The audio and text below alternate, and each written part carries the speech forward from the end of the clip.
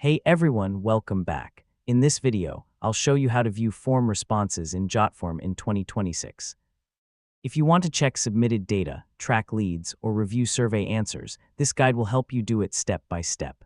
First, open your web browser and log in to your Jotform account. Next, go to your dashboard where all your forms are listed.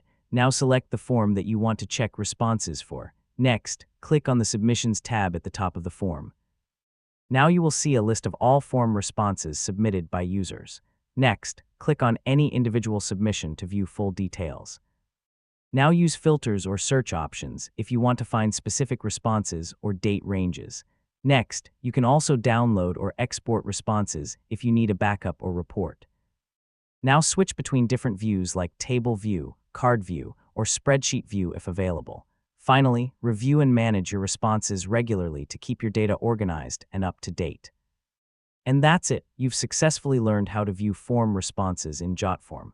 You can now easily track and manage all your submitted data.